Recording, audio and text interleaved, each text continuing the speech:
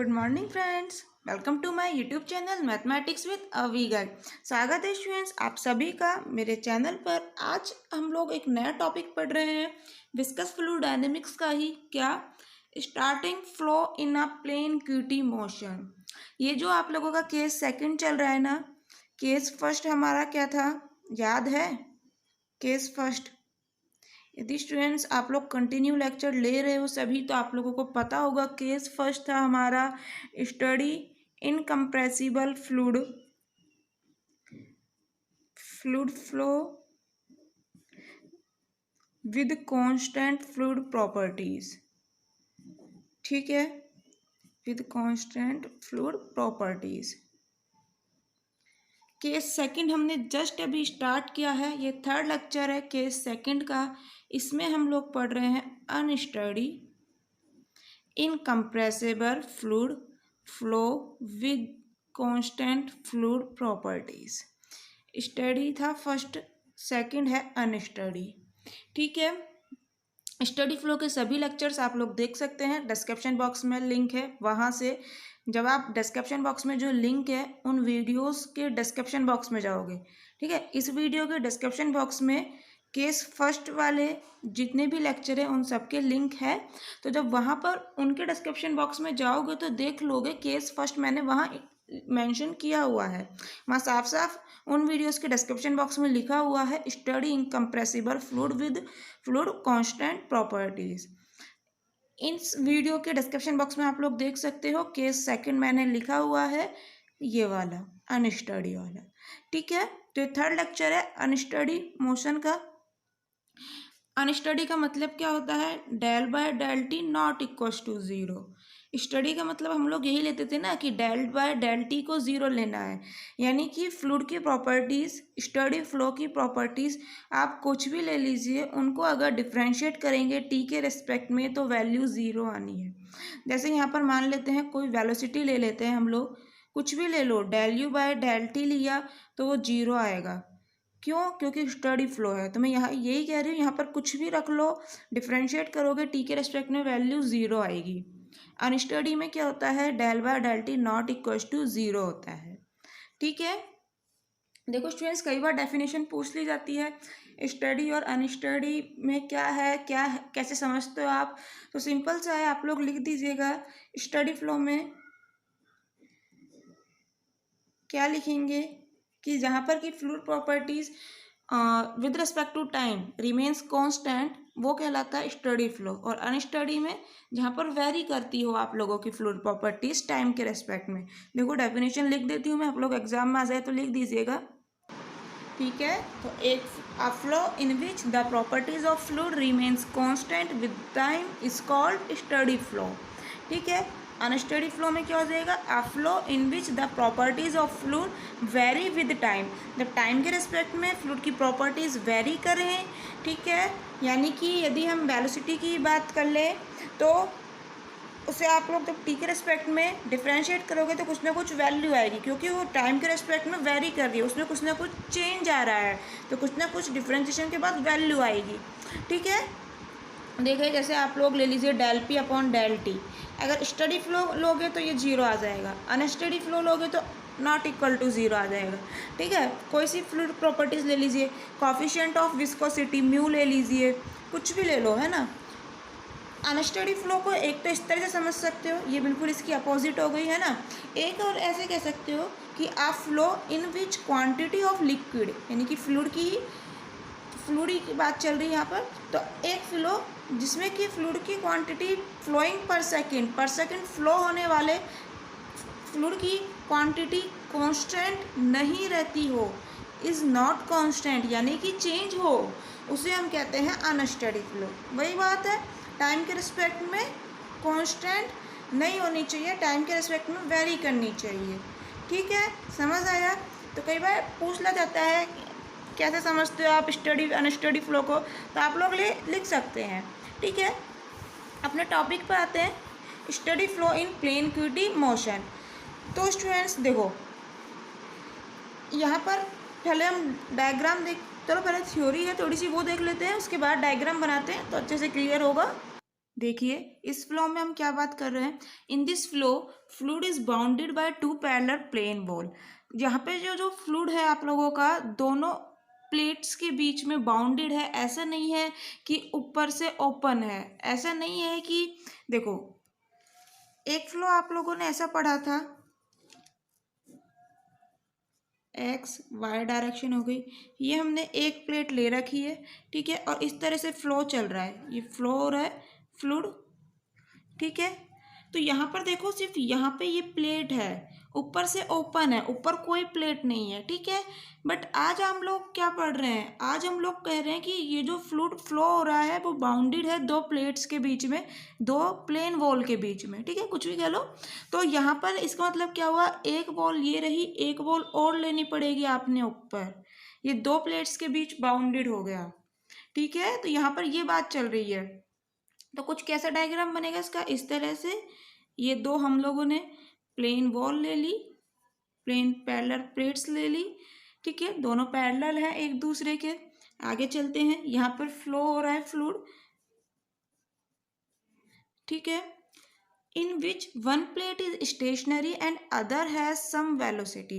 इन दोनों प्लेटों में एक प्लेन स्टेशनरी है यानी रेस्ट पोजीशन पर है, और जो दूसरी है वो मूव कर रही है कुछ वेलोसिटी से, ठीक है। तो हम लोग मान लेते हैं ये वाली जो प्लेन है, जो वाली जो प्लेट है ये मूव कर रही है वेलोसिटी यू नॉट से, और जो ये वाली प्लेट है आप लोगों के पास ये स्टेशनरी है और वेलोसिटी क्या हो जाएगी, जीरो। जब स्टेशनरी पोजीशन पर है, रेस्ट पोजीशन पर है, मूव कर ही नहीं रही है, तो वेलोसिटी कहाँ से होगी, सो वेलोसिटी इज जीरो। ये मूव कर रही है वेलोसिटी यू नॉट से, ठीक है। आगे चलते हैं, the distance between two parallel wall is H. इन दो प्लेट्स के बीच में जो डिस्टेंस है वो कितनी है, small H. Let X axis be taken in the direction of motion. Motion की डायरेक्शन में हम लोगों ने एक्स एक्सिस को लिया है and Y axis is perpendicular to it. तो ये मोशन किस तरह से हो रहा है, इस तरफ हो रहा है, ठीक है, इस तरफ मोशन चल रहा है, तो इसी डायरेक्शन में हम लोगों ने एक्स ले लिया, तो इसी को मान लेते हैं, ठीक है। यहाँ पर एक्स आपके इस वाली वॉल के सॉरी पैरेलल है, और यहाँ पर ये हो गई आप लोगों के पास वाई एक्सिस, ठीक है, परपेंडिकुलर हो गई एक्स के। एक्स ले लिया हमने इन द डायरेक्शन ऑफ मोशन, इस तरफ मोशन चल रहा है, इसी तरफ इस प्लेट के पैरेलल हम लोगों ने एक्स ले लिया, एक्स एक्सिस ले लिया। The only non zero component of velocity is you. तो यहाँ पर क्या समझ आता है, देखो ये तो पता है ना यू वी डब्ल्यू क्या होते हैं, यू होता है velocity in X direction, V होता है वाई डायरेक्शन में वेलोसिटी, और डब्ल्यू मानते हैं हम लोग जेड डायरेक्शन में वेलोसिटी, ठीक है। ये तीन वेलोसिटी कंपोनेंट की हम लोगों ने पूरे विस्कस के पेपर में बात करी है, 3D की बात चल रही है, ठीक है, तीन कंपोनेंट हो गए वेलोसिटी के। तो यहाँ पर हम लोगों ने एक ही नॉन जीरो कंपोनेंट माना है यू वेलोसिटी का। इसका मतलब क्या हुआ, वी और डब्ल्यू जीरो है, समझ आती है, इसका मतलब यहाँ पर वी और डब्ल्यू क्या है, जीरो है, ठीक है। अभी और आगे समझ आएगा क्या, वी और डब्ल्यू जीरो है। यहाँ पर स्टूडेंट्स हम 2D की बात कर रहे हैं तो डब्ल्यू की तो बात होगी ही नहीं, देखो आगे लिखा हुआ है मैंने, the motion is in 2D। 2D की बात कर रहे हैं तो डब्ल्यू बराबर जीरो से तो हमें कोई मतलब ही नहीं है, हमें सिर्फ यहाँ पर याद रखना है वी जीरो है और यू है वो नॉट इक्वल टू ज़ीरो है।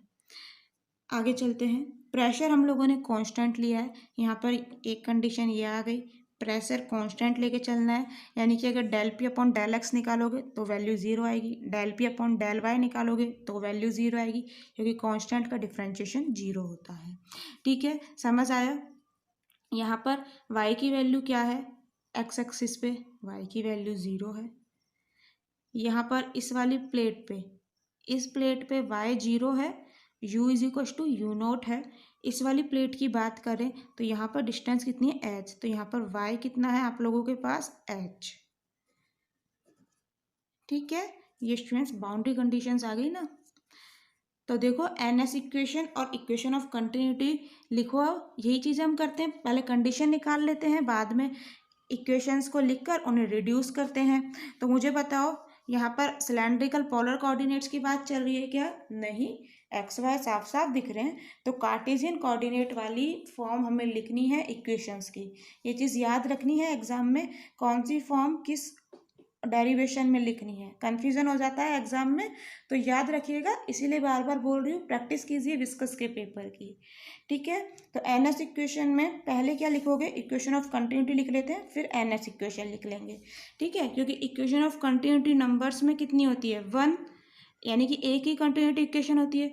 बट एन एस इक्वेशन यदि 3D की बात कर रहे हैं तो नंबर्स में 3 होती है, और यहाँ हम 2D की बात कर रहे हैं तो नंबर में कितनी होंगी? 2 होंगी। ठीक है, तो इक्वेशन ऑफ कंटिन्यूटी लिखिए, del you upon del X plus del V upon del Y is equal to 0। ये इक्वेशन ऑफ कंटिन्यूटी होगी, नंबर में एक ही है, एक इक्वेशन लिखिए। अब आती है इक्वेशन ऑफ मोशन, तो वो नंबर्स में कितनी होती है? 2D की बात चल रही है यहाँ, यानी कि 2 होंगी। तो एक वेलोसिटी कंपोनेंट u के लिए, दूसरी वेलोसिटी कंपोनेंट v के लिए। तो वेलोसिटी कंपोनेंट u के लिए क्या होती है? इक्वेशन ऑफ मोशन, यानी कि एन एस इक्वेशन। तो D U by D T is equal to होता है F X minus 1 upon rho del P upon del X plus nu del square U, यही होती है। अब वेलोसिटी कंपोनेंट v की बात करें, ये क्या हो गई? N S equation. ये क्या हो गई? Continuity equation. ठीक है, F Y minus 1 upon rho del P upon del Y plus nu del square V. ठीक है, u की जगह v लिखा है इस तरह से, x की जगह y लिखा है, समझ सकते हैं आप लोग। ठीक है, एफ एक्स और एफ वाई क्या है? ये होगा एक्सटर्नल फोर्स। ठीक है, यहाँ पर x डायरेक्शन में फोर्स और ये y डायरेक्शन में फोर्स। ठीक है, अब बात आती है ये d बाय डी टी क्या है? तो ये मटेरियल डेरिवेटिव है, काफ़ी बार यूज़ कर चुके हैं। तो ये किस तरह से लिखा जाता है? तो D by D T is equal to होता है आप लोगों के पास del by del T plus you del upon del x. याद हो जाना चाहिए स्टूडेंट्स ये, v del upon del Y plus डब्लू del upon del z. Del square क्या होता है? तो ये तो बहुत इजी है, बीएससी फर्स्ट ईयर में पढ़ा था फिजिक्स में, del square upon del Z square. ठीक है, सभी की वैल्यूज़ है हमारे पास, तो इक्वेशंस को रिड्यूस करना स्टार्ट करें। ये कंडीशंस याद रखनी है 3, और ये वैल्यूज़ यहाँ पे यूज़ करेंगे हम लोग। ठीक है, तो in the absence of external force हमने अभी तक बात करी है, यानी कि एक्सटर्नल फोर्स हम एब्सेंट लेके चलते हैं तो इक्वेशंस किस तरह से रिड्यूस हो जाएंगी? तो इक्वेशन फर्स्ट, सेकंड और third in the absence of, अभी तक हम जितने भी केस पढ़े हैं उन सभी में हमने एक्सटर्नल फोर्स को एब्सेंट लिया है, यानी कि एफ एक्स और एफ वाई क्या लिए हैं? 0 लिए हैं। तो यहाँ भी 0 लेने वाले हैं। तो in the absence of external forces equations किस तरह से रिड्यूस हो जाएंगी? रिड्यूसेस टू, देखो एब्सेंस ऑफ एक्सटर्नल फोर्स का मतलब क्या है? एफ एक्स एफ वाई को क्या लेना है? 0, ये है ही नहीं, एब्सेंट है ये। ठीक है, तो कंडीशंस सामने है, यूज़ करो और देखो रिड्यूस किस तरह से होती हैं, उसके बाद आगे का वीडियो देखिएगा। ठीक है, प्रैक्टिस करो तभी आएंगी। देखो किस तरह से आ जाएगा, v हमें क्या लेना है? 0, तो ये वाली टर्म 0 हो जाएगी। तो इक्वेशन 1 क्या रिड्यूस करे, किस तरह से रिड्यूस होगी? Equation 1 implies del you upon del X is equal to 0। Equation second की देखते हैं, तो यहाँ क्या है? d by D T. अच्छा, इसका भी तो यूज़ करना पड़ेगा, तो क्या दिक्कत है, कर लेते हैं। D U by D T निकालना है, तो यहाँ पे u, यहाँ u, यहाँ u आ जाएंगे। देखो इसकी तो बात करनी नहीं है हमें, 2D की बात चल रही है, तो ये टर्म तो वैसे ही 0 है। बात कर लेते हैं यहाँ, तो v भी 0 है, तो ये टर्म भी हट जाएगी, बची ये दोनों टर्म, ये आ जाएंगी। तो क्या आ जाएगा? D U by D T की जगह del you by del T plus you del you by del X. ऐसी गलती मत कर देना कि u से ये मल्टीप्लाई कर दो। यहाँ पर क्या लिखा हुआ है? ये D U by D T निकालना है, तो डी बाय डी टी की वैल्यू रखी हम लोगों ने। ठीक है, फिर u लिखा हुआ है, फिर u लिख दिया, तो अब मुझे बताओ u कहाँ आएगा, यही नहीं आएगा क्या, ये u अंदर, मल्टीप्लाई कोई ना होगा इससे, ठीक है, ऐसी गलती मत कर देना। तो is equals to absence of external force की बात चल रही है, तो ये टर्म तो हो जाती है ज़ीरो। पी हम लोगों ने कांस्टेंट लिया था कि नहीं, बिल्कुल लिया था, बोला था P is constant function theory में, तो ये टर्म ज़ीरो हो जाती है। बची ये टर्म, बिल्कुल ये आ जाएगी, डेल स्क्वायर यू निकालना है, आ जाएगा कि ये वाली टर्म यहाँ पर आएगी नहीं, 2D की बात चल रही है, जेड वाली टर्म तो वैसे ही नहीं लेनी है, तो जीरो है, तो ये दोनों टर्म आ जाएंगी क्या, del two you upon del X square plus del two you upon del Y square. कोई दिक्कत नहीं। बात कर लेते हैं इक्वेशन नंबर 3 की। v हम लोगों ने ज़ीरो लेना है, ये term zero, external force absent है, F Y zero, P constant है, ये टर्म ज़ीरो, वी ज़ीरो है, ये टर्म ज़ीरो, पूरा टर्म ज़ीरो हो जाता है, तो ये zero is equal to zero hold करता है, ठीक है। तो पूरे डेरिवेशन में हम लोग सिर्फ इस इक्वेशन की बात करेंगे। देखो del you by del X zero है, फर्स्ट इक्वेशन हमें ये कह रही है, तो del you by del X zero है, तो ये टर्म तो हट ही गई। जब सिंगल डेरिवेटिव ही ज़ीरो है तो डबल डेरिवेटिव तो वैसे ही ज़ीरो आना है, ये टर्म हो गई वैनिश। क्या बचेगा, इक्वेशन नंबर कुछ भी डाल दीजिए, तो इसके बाद क्या आ जाएगा, देखो डाल ही देते हैं इक्वेशन नंबर 4। तो इक्वेशन नंबर 4 क्या रिड्यूस करेगी, del you upon del T is equal to nu, ये न्यू पता है students, nu is equal to होता है म्यू अपॉन रो, काफ़ी बार हम लोग यूज़ कर चुके हैं। म्यू क्या है, कोफिशिएंट ऑफ विस्कोसिटी, रो क्या है, डेंसिटी। इस पूरे टर्म को हम लोगों ने कहा है न्यू, ठीक है, ये कांस्टेंट है, म्यू कांस्टेंट है, रो कांस्टेंट है, ठीक है। तो न्यू एक नया कांस्टेंट मान लिया, तो nu del two you upon del Y square. तो इस इक्वेशन की पूरे डेरिवेशन में हम लोग बात करेंगे, ठीक है। देखो इक्वेशन नंबर क्या आ जाती है, ये 5th, ठीक।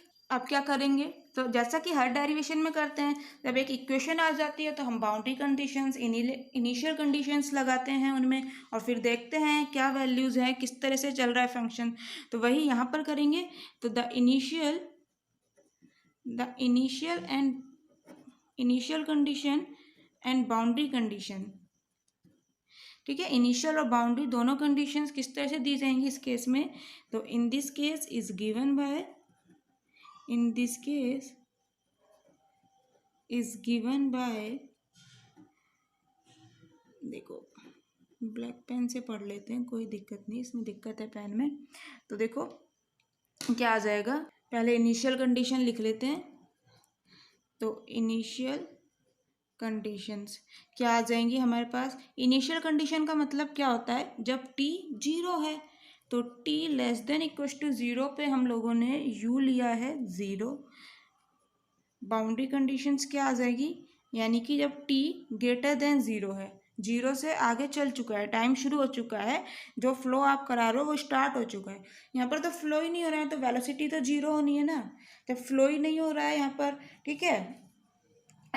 तो यहाँ पर हम लोगों ने जब टी जीरो से बड़ा हो चुका है, फ्लो स्टार्ट हो चुका है, तो u is equal to U naught, zero नहीं, u is equal to U naught माना है, ठीक है।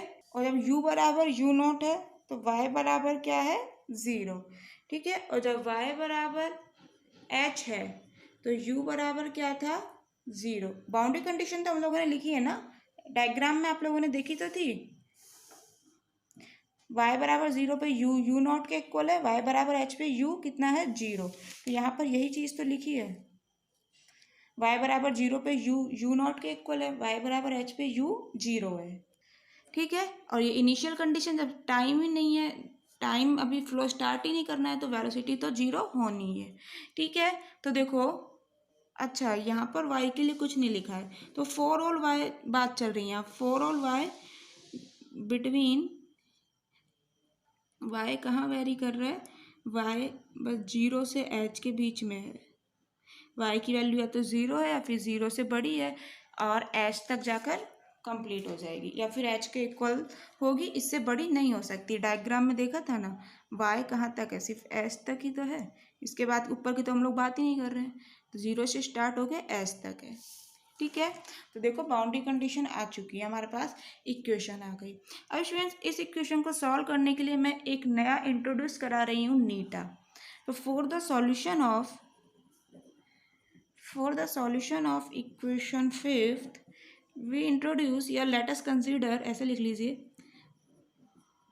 लेट अस इंट्रोड्यूस, क्या इंट्रोड्यूस करा रहे हैं हम मान रहे हैं u अपॉन यू नॉट, u अपॉन u naught is equal to f नीटा, जहाँ एफ कोई भी फंक्शन है नीटा का। जहाँ पर नीटा किस तरह से लिखा जा रहा है, तो नीटा इज इक्वल टू है y upon two under root में न्यू टी। ठीक है, न्यू क्या है, म्यू अपॉन रो, टी क्या हो गया, टाइम। ठीक है, अब यहाँ से आप लोगों के पास u इज इक्वल टू क्या आ जाता है, यू नॉट एफ नीटा। इक्वेशन में del you by del t और del two you upon del Y square चाहिए। चलो तो निकालने की कोशिश करते हैं।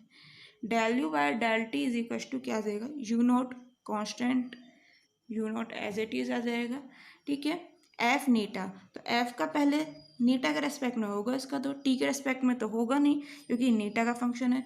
तो एफ का नीटा के रेस्पेक्ट में क्या हो जाएगा, एफ डैश नीटा। अब नीटा का करेंगे हम लोग टी के रेस्पेक्ट में, तो नीटा में टी है क्या, बिल्कुल है, तो Y as a constant behave करेगा, तो मल्टीप्लाई में Y upon two nu under root में ये तो आ जाएगा। अब नीटा का जो आप डिफ्रेंशिएट करोगे, टी के रेस्पेक्ट में करना है ना, टोटल डिफ्रेंशिएशन जो हम यहाँ पर बात कर रहे हैं, तो नीटा के टी के रेस्पेक्ट में करोगे तो अंडर रूट टी है इसमें, तो under root one upon under root t का टी के रेस्पेक्ट में डिफ्रेंशिएशन क्या होता है पता है, अरे इसको ऊपर लेके जाओगे, टी की पावर -1/2 और एक्स की पावर एन का क्या होता है, एन एक्स पावर में n-1, तो -1/2 टी की पावर -1/2 -1, तो ये कितना आ जाएगा, -3/2, नीचे लाओगे टी की पावर पॉजिटिव 3/2, तो -1/2 टी की पावर 3/2, ये आ जाता है del you by del T.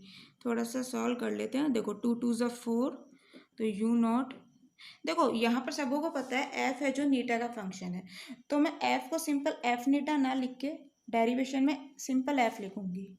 ठीक है, बार बार नीटा लिखना पड़ता है, सिंपल एफ लिखेंगे। ऐसे ही यहाँ पर सिंपल एफ लिख रही हूँ, सॉरी एफ डैश लिख रही हूँ। ठीक है, सबों को पता है नीटा का फंक्शन है। देखो इसे ले लेते हैं, टी की पावर 3/2 को मैं ब्रेक कर रही हूँ 1 + 1/2 में, 1 + 1/2 में ब्रेक कर रही हूँ, तो अंडर रूट जो टी है वो इसके साथ लिख रही हूँ। जब अंडर रूट टी इसके साथ लिखूंगी, देखो यहाँ क्या बचा, -1/2 टी, पावर वो सॉरी बेस सेम है, पावर ऐड कर लो, टी की पावर यहाँ 1 है, यहाँ 1/2 है, तो 1 + 1/2 3/2 आ जाएगा। ये मैंने ऐसा इसलिए लिखा है, इसको मैं नीटा लिख दूंगी, नीटा लिख दूंगी इसको। तो del you by del T is equal to क्या आ गया, u not f dash 1 upon, आप लोगों के पास क्या बचेगा, देखो ये नीटा हो गया, ठीक है, और -1/2t, इस तरह से लिख लो। ठीक है, अब del you upon del y निकाल लेते हैं, तो वो क्या आएगा यहाँ से, बहुत सिंपल है, यू नॉट तो कांस्टेंट, एफ डैश नीटा हो जाएगा, फिर नीटा का करोगे वाई के रेस्पेक्ट में, यहाँ पे ये डैश क्या बता रहा है, नीटा के रेस्पेक्ट में डिफरेंशिएशन है ना, फिर नीटा का होगा वाई के रेस्पेक्ट में, तो नीटा में वाई है क्या, बिल्कुल, तो इसका क्या, ये तो नीचे वाला कांस्टेंट की तरह बिहेव करेगा, वाई के रेस्पेक्ट में कर रहे हो, वाई का क्या हो जाएगा 1, तो क्या आ जाएगा 1/2 अंडर रूट में न्यू टी। ठीक है, वाई का 1 हो गया और 1/2 under root nu t as it is आ गया। हमें चाहिए तो del two you upon del Y square, तो क्या दिक्कत है, यू नॉट ये पूरा कांस्टेंट की तरह बिहेव करके, इसमें कहीं भी वाई नहीं आ रहा, तो अपॉन 2 अंडर रूट में न्यू टी, डिफ्रेंशिएशन होगा इसका, तो एफ डैश का एक बार और करना है तो डबल डैश हो जाएगा, नीटा के रेस्पेक्ट में कराइए, अब नीटा का तो करो वाई के रेस्पेक्ट में, तो नीटा का वाई के रेस्पेक्ट में करोगे तो इसका 1 हो जाएगा एज इट इज़ पहले की तरह ही, 1/2 अंडर रूट में न्यू टी आ जाएगा। ठीक है, ये क्या हो गया, 2 2 ज़ा 4 और अंडर रूट हट जाएगा, तो you not F double dash upon 4 nu T. यहाँ पर आप लोग लिखना चाहे तो लिख लीजिए कि ये जो आप जिसे आप डैश बोलते हो है ना, ये डबल डैश, तो इसे हम प्राइम्स कहते हैं। तो लिख लीजिए, here primes denotes differentiation with respect to नीटा। ठीक है, नीटा के रिस्पेक्ट में दोनों वैल्यूज आ चुकी हैं, यहाँ पर यूज़ करें हम अपनी इक्वेशन में। कहाँ है हमारी इक्वेशन, ये रही। इस इक्वेशन में यूज़ करते हैं तो क्या आ जाएगा, देखो, del you by del T is equal to nu del two you upon del Y square. देखो वैल्यूज हैं हमारे पास, minus u naught f dash minus u naught f dash नीटा upon 2t is equal to कहता है nu और ये वाली term f double dash upon 4 nu t. देखो न्यू से न्यू नॉट, सॉरी न्यू से न्यू कैंसिल, यू नॉट से यू नॉट कैंसिल, टी से टी कैंसिल, और ये 2 1 ज़ा 2 2 2 ज़ा 4, क्या आ गया। तो देखते हैं, एफ डैश नीटा इज इक्वल टू, ये मल्टीप्लाई में है नीटा, फंक्शन मत समझिएगा, यहाँ आप लोगों का नीटा आए थे ना, हमने इस वाले टर्म को नीटा बना लिया था, इस वाले टर्म को सॉरी नीटा लिख लिया था, है ना। तो एफ डैश नीटा is equal to f double dash upon में क्या आएगा 2, तो यहाँ से f double dash with minus sign, तो f double dash is plus, इसको इधर ही ले आते हैं, यहाँ से क्या आएगा, इसको इधर मल्टीप्लाई में भेजा और फिर इस टर्म को इधर लिया है, तो माइनस की जगह प्लस हो जाएगा, 2 एफ डैश नीटा इज इक्वल टू क्या आ जाएगा 0। इक्वेशन नंबर डाल दीजिए 6।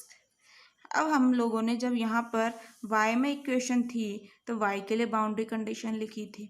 अब यहाँ हम लोगों के पास नीटा में इक्वेशन आ गई, तो नीटा में आप लोगों को बाउंड्री कंडीशन लिखनी पड़ेगी। तो देखो y की हेल्प से हम नीटा के लिए बाउंड्री कंडीशन कैसे लिखेंगे, तो मुझे बताओ यहाँ पर नीटा इज इक्वल टू क्या है, y upon 2 under root nu t. तो यहाँ पर कंडीशन इनको देखते हैं, y 0 है, y 0 हुआ तो नीटा 0 हो जाएगा।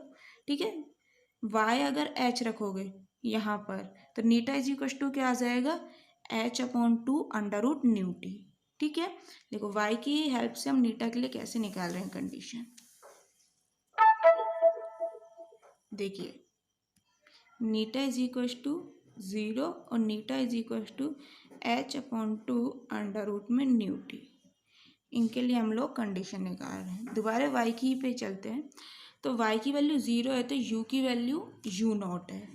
ठीक है, f के लिए निकालनी है ना हमें अभी कंडीशन, f में इक्वेशन, तो y जब 0 है तो u की जगह u नॉट है, तो यहाँ पर अगर u नॉट लिखोगे तो क्या आ जाएगा, u not upon u not is equal to 1 is equal to ये किसका है, f के। यानी कि जब y 0 है तो नीटा 0 आ गया, यानी कि जब नीटा 0 हो जाएगा तो f किसके इक्वल हो जाएगा 1 के, क्योंकि u बराबर u नॉट हमने यहाँ वैल्यू रखी, तो f इज इक्वल टू क्या आ जाएगा 1। ठीक है, लिख दें कंडीशन, तो देखो लिख देते हैं,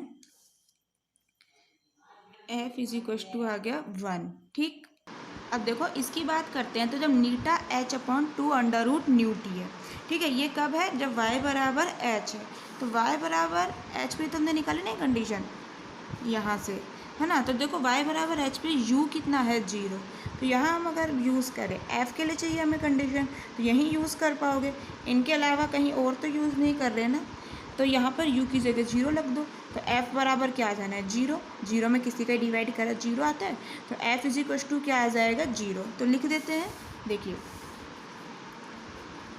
f is equal to 0। Students यहाँ पर ये काफ़ी बड़ा है, इसको मैं एक नया कांस्टेंट मान लेती हूँ, क्या, देखो न्यू एक कांस्टेंट है, न्यू इज इक्वल टू क्या था, म्यू अपॉन रो। हम यहाँ पे क्या पढ़ रहे हैं, unsteady flow with constant fluid properties, तो mu coefficient of viscosity constant है, डेंसिटी कांस्टेंट है, तो ये एक नया कांस्टेंट है ना। h डिस्टेंस है, वो एक कांस्टेंट है। ठीक है, तो मैं इसको h अपॉन 2 अंडर रूट नीटी को एक नया मान लेती हूँ नीटा 1।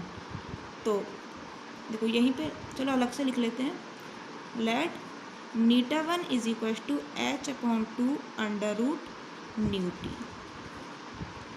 ठीक है, समझ आ गया। अब देखो बाउंड्री कंडीशन भी लिख दी, इक्वेशन भी है। देखो ये एक डिफरेंशियल इक्वेशन है, यहाँ पर डिफरेंशिएशन आ रहा है, आप लोग देख पा रहे हो। तो ये एक डिफरेंशियल इक्वेशन है, इसका सॉल्यूशन निकालने के लिए हमें करना पड़ेगा इंटीग्रेशन। तो लिख देते हैं equation 6 is a differential equation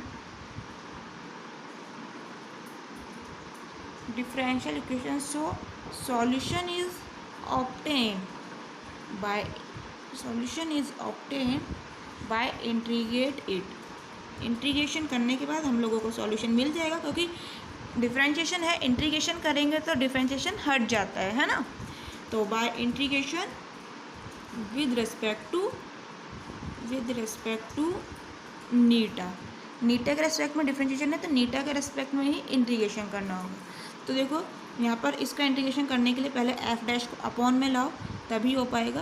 तो f double dash is equal to -2 f dash नीटा, इसको इधर ले गए। F double dash upon f dash is equal to क्या आ जाएगा, -2 नीटा। ठीक है, अब इंटीग्रेट करिए, है ना। तो इंटीग्रेट विद रिस्पेक्ट टू नीटा क्या आ जाएगा, ये एफ डैश है, ऊपर इसका डिफरेंशिएशन है, ये यहाँ पर एफ डैश है, यानी कि एफ का एक बार डिफरेंशिएशन है, ऊपर क्या है उसका डबल डिफरेंशिएशन। तो क्या आ जाएगा इसका 1/x का क्या होता है log x, है ना। यदि मैं आप लोगों से पूछूं, देखो ऐसे समझने की कोशिश करो, यदि मैं आप लोगों से पूछूं इंटीग्रेशन 2x/x² dx, इसका क्या होगा। ठीक है, अच्छा इसका रहने दो, इसका बताओ 3x², कुछ इस तरह से दिया हुआ है। ये बिल्कुल x² से कैंसिल आउट होगा, 1/x बन जाएगा। मैं अभी कुछ जो चीज़ समझाना चाह रही हूँ इसका इंटीग्रेशन करने के लिए वो समझने की कोशिश करो। यहाँ पर ये क्या है 3x²/x³, इसका करना है इंटीग्रेशन। आप लोग देख पा रहे हो यहाँ पर क्या, जो ये x³ है ये इसका ही ऊपर डिफरेंशिएशन है। x³ का डिफरेंशिएशन क्या होता है 3x²।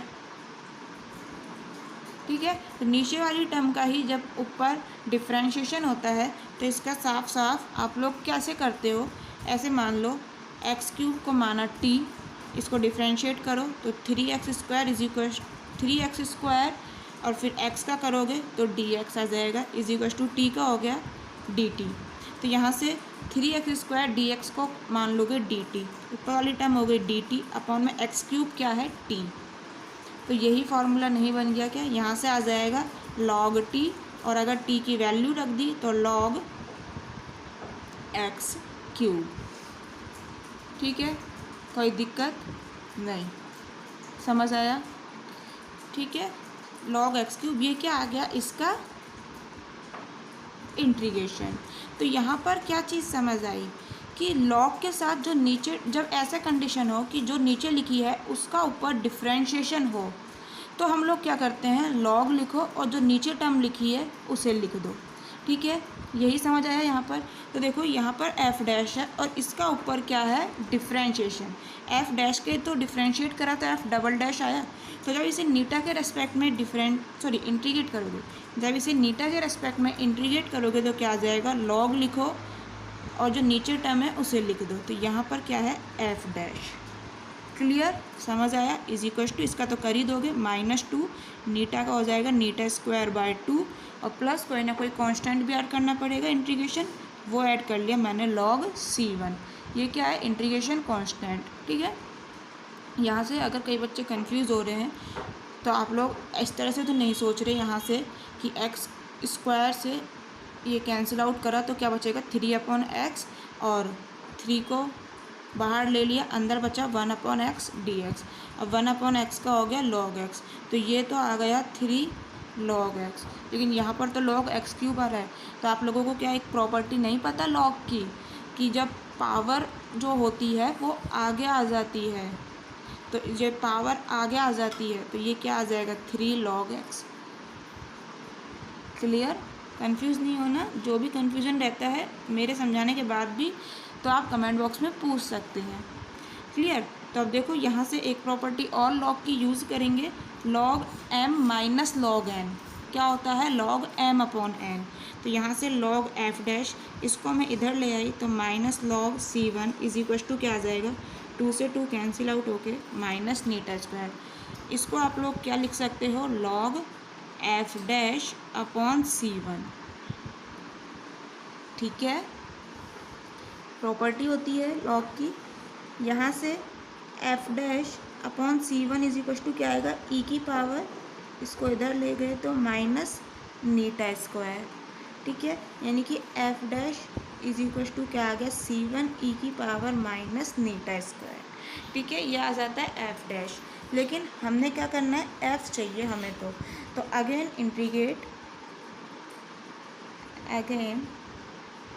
Integrate with respect to नीटा इन द लिमिट, यानी कि अब लोग हम क्या करने वाले हैं, लिमिट भी लगाएंगे। तो f डैश को एक बार इंटीग्रेट करोगे तो क्या आ जाएगा, डिफ्रेंशिएशन है, इंटीग्रेशन कर रहे हो तो कैंसिल आउट होके क्या दे देगा, f is equal to c1 constant है, एज इट इज़ रहेगा। और इंटीग्रेट करना है नीटा के रिस्पेक्ट में इन द लिमिट, लिमिट लगा देंगे 0 से नीटा e की पावर माइनस नीटा स्क्वायर। ठीक है, इसको करना है इंटीग्रेट। इंटीग्रेशन करा है तो कोई ना कोई कांस्टेंट लगाना पड़ेगा, तो वो मैंने लगा दिया c2, इंटीग्रेशन कांस्टेंट। यहाँ लॉग c1 इसलिए लगाया था ताकि इसके साथ ये ऐड हो सके इस तरह से। ठीक है, और यहाँ पर कोई ज़रूरत नहीं है, लॉग वगैरह है नहीं, तो सिंपल c2 ऐड कर लिया मैंने। क्लियर? लिख लीजिए यहाँ पर, here c1 and c2 are arbitrary constants to be determine, जिनकी की हमें वैल्यूज़ निकालनी है, to be determine by the boundary conditions. Boundary conditions तो आप लोगों को पता है हमारे पास क्या थी, ये नीटा में है इक्वेशन, तो नीटा और f के लिए ही बाउंड्री कंडीशन लगानी है, तभी c1 और c2 की वैल्यू आएगी।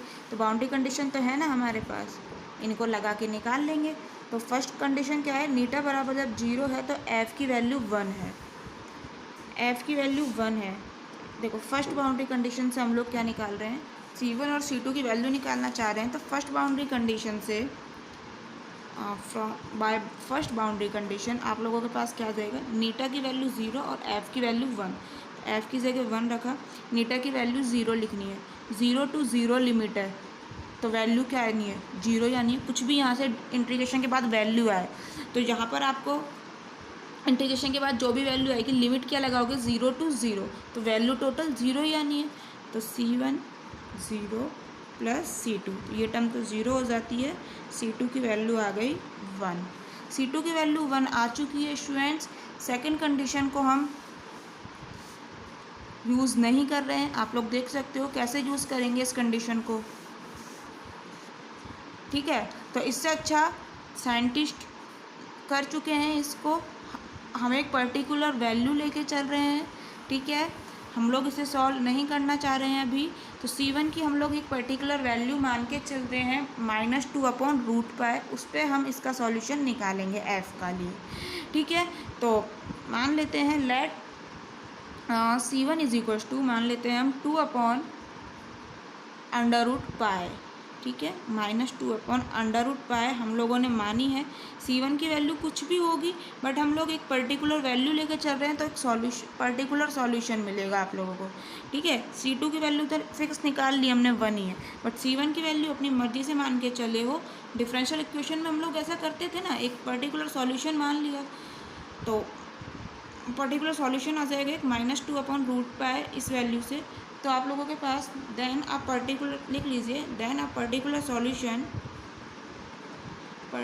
सॉल्यूशन ऑफ इक्वेशन नंबर, क्या थी इक्वेशन आप लोगों के पास, f वाली इक्वेशन नंबर 6 थी, इक्वेशन नंबर 6 थी, है ना। तो a particular solution of equation 6, ये सॉल्यूशन ही तो निकाला ना हम लोगों ने। इस इक्वेशन को, इक्वेशन नंबर 6 को सॉल्व करके f की वैल्यू निकाली है, तो उसका सॉल्यूशन ही तो आया है। तो आप पर्टिकुलर सॉल्यूशन क्या आ जाएगा इक्वेशन 6 का, is f is equal to हमारे पास आ जाएगा, देखो ये लिखना चाहो तो लिख लो, with satisfy first boundary condition. हम लोगों ने सेकंड बाउंड्री कंडीशन यूज़ नहीं करी है ना, सिर्फ फर्स्ट बाउंड्री कंडीशन से C2 की वैल्यू निकाली है। तो आप लोग लिख लीजिए यहाँ पर विथ सेटिस्फाई पर्टिकुलर सॉल्यूशन, जो कि केवल सेटिस्फाई सिर्फ फर्स्ट बाउंड्री कंडीशन को करेगा, with satisfy first boundary condition. ठीक है, फर्स्ट बाउंड्री कंडीशन इज क्या आ जाएगा, ऐसा सॉल्यूशन पर्टिकुलर सॉल्यूशन जो कि केवल फर्स्ट बाउंड्री कंडीशन को सेटिस्फाई कर रहा है, क्या आ जाएगा, F is equal to C1 की वैल्यू रखी -2/√π 0 से नीटा इंटीग्रेशन e⁻⁻ नीटा² d नीटा, उसकी वैल्यू हमारे पास 1। ठीक है, मैंने आपको पहले भी बताया था स्टूडेंट्स एरर फंक्शन के बारे में। एक एरर फंक्शन होता है किसके इक्वल होता है, f is equal to minus error function नीटा प्लस 1। समझ गए एरर फंक्शन किसके इक्वल होता है, हियर स्टूडेंट्स जब इंटीग्रल ट्रांसफॉर्म वाला पेपर है ना आपका, integral transform and integral equation, वहाँ पर एरर फंक्शन दिया हुआ है, तो आप लोग वहाँ से पढ़ सकते हैं अगर चाहें तो। ठीक है, तो एरर फंक्शन इस तरह से हम लोग शो करते हैं, ERF नीटा में है ये, है ना, तो क्या होता है ये 2/√π 0 से नीटा e⁻⁻ d नीटा, ये होता है एरर फंक्शन। और एक कॉम्प्लीमेंट्री एरर फंक्शन और होता है, ठीक है, वो क्या होता है, 1 minus error function eta, 1 minus error function eta, complementary error function. Complementary error function को हम लोग शो करते हैं ERFC। सी क्या बता रहा है, कॉम्प्लीमेंट्री, नीटा इज इक्वल टू क्या हो जाता है, 1 माइनस एरर फंक्शन नीटा के। ठीक है, तो इसको एफ इज इक्वल टू क्या आ गया, कॉम्प्लीमेंट्री एरर फंक्शन नीटा। ठीक है, इसका यूज़ करना चाहो तो। समझ आया, लिख लो, यहाँ पे लिख लेते हैं एफ इज इक्वल टू, एक तो ये आ गया सॉल्यूशन, चाहो तो इस तरह से भी लिख सकते हो। क्लियर। अब देखो यहाँ पर हम लोगों ने क्या कहा, ये एक पर्टिकुलर सॉल्यूशन है, एक कंप्लीट सॉल्यूशन तो नहीं है ना, और एक सॉल्यूशन है जो कि केवल सेटिस्फाई भी सिर्फ एक ही बाउंड्री कंडीशन को कर रहा है, फर्स्ट बाउंड्री कंडीशन को। तो स्टूडेंट्स यहाँ पर देखो, इफ एफ नीटा इज, पहले मैं लिख लेती हूँ, आप लोग देखिएगा क्या फायदा।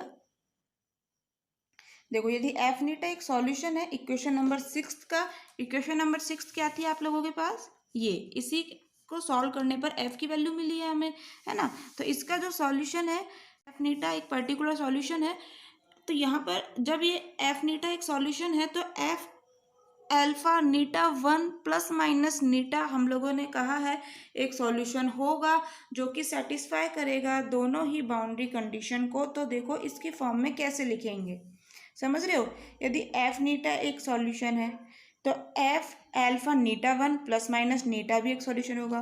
डिफरेंशियल इक्वेशन में नहीं करते थे हम, एक सॉल्यूशन निकालते थे, फिर हम समीशन लगा के लिख देते थे, समीशन लगा के एन के लिए लिख देते थे कि जब जैसे हमने कोई भी एक सॉल्यूशन निकाला, फिर हम कह देते थे इसका कंप्लीट सॉल्यूशन क्या होगा, जब एन बराबर 0 से इन्फिनिटी हो और यहाँ पे कोई भी एन की टर्म होगी, इस तरह से लिखते थे। तो बस ऐसे ही यहाँ पर कर रहे हैं कि जब एफ नीटा एक सॉल्यूशन है तो एफ एल्फा नीटा 1 प्लस माइनस नीटा भी एक सॉल्यूशन होगा, यहाँ पर एल्फा कोई भी आर्बिट्रेरी कांस्टेंट है। ठीक है, thus solution of equation 6 which satisfy both the boundary condition. अब हम कह रहे हैं जो इक्वेशन 6 थे, अब उसके लिए एक ऐसा सॉल्यूशन निकाल रहे हैं जो कि दोनों ही बाउंड्री कंडीशन को सेटिस्फाई करे। वो क्या ले रहे हैं हम, किस तरह से ले रहे हैं, तो वो ले रहे हैं एफ नीटा, यहाँ पर ये एफ नीटा है जो दोनों ही बाउंड्री कंडीशन को सेटिस्फाई करेगा कि समीशन एन बराबर 0 से इन्फिनिटी एफ 2n नीटा 1 प्लस नीटा माइनस नीटा 1, पता है ना हम लोगों ने क्या माना था, स्टार्टिंग में बताया था मैंने अभी आप लोगों को कंडीशन जब बताई थी। ठीक है, एन बराबर 0 से इन्फिनिटी एफ 2n प्लस 1, देखो ये 2 के मल्टीपल में है सिर्फ n प्लस 1। ठीक है, 2n प्लस 1 नीटा 1 माइनस नीटा। समझ आया ब्रैकेट्स का क्या है लफड़ा? ये टू नीटा वन सिर्फ मल्टीप्लाई हो रहा है n+1 से, माइनस नीटा और ये सिंपल ब्रैकेट, या एफ कोई भी फंक्शन है इस टर्म का। ठीक है, तो ये एक कंप्लीट सॉल्यूशन है जो कि सेटिस्फाई करेगा दोनों ही बाउंड्री कंडीशंस को। थोड़ा सा इसको सॉल्व करना चाहें तो कर सकते हैं। यहाँ पर देखो सॉल्व कैसे करोगे, बस समीशन है तो n की वैल्यू रख के देख लो कोई भी, n बराबर एक बार 0 रख लेते हैं, तो यहाँ 0 रखा तो ये टर्म तो हट जाएगी, क्या बचेगा सिर्फ एफ नीटा।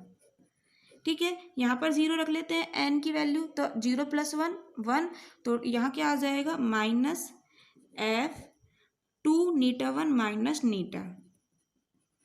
ठीक है, n बराबर अब 1 रख लेते हैं, तो ये टर्म क्या हो जाएगी, n की जगह 1 रखा तो एफ 2 नीटा 1 प्लस नीटा, n बराबर 1 यहाँ पे रखा तो 1 + 1 2, 2 2 = 4, तो माइनस एफ 4 नीटा 1 माइनस नीटा। ठीक है, n बराबर 2 रख लीजिए, तो 2 2 = 4, 2 2 = 4 नीटा 1 प्लस नीटा। ठीक है, n बराबर 2 रखा यहाँ पर, तो 2 + 1 3, 3 2 = 6, तो 6 नीटा 1 माइनस नीटा।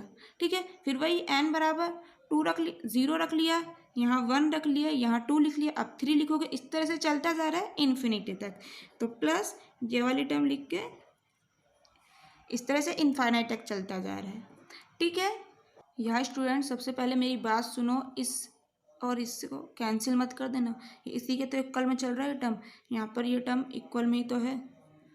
अब ये मत कह देना ये और ये तो कैंसिल हो गए, ये हमने एफ नीटा क्या माना है, आप चाहो तो किसी और से शो कर लो, F1 F2 कुछ ऐसा शो कर लो अपने डेरिवेशन में। ये एफ हमने, कंफ्यूज मत होना, ये माना है जो दोनों बाउंड्री कंडीशन को सेटिस्फाई कर रहा है, और जो ये एफ नीटा है, यानी कि जो ये एफ नीटा है जो यहाँ पर आ रहा है, ये है जो केवल फर्स्ट बाउंड्री कंडीशन को सेटिस्फाई कर रहा है।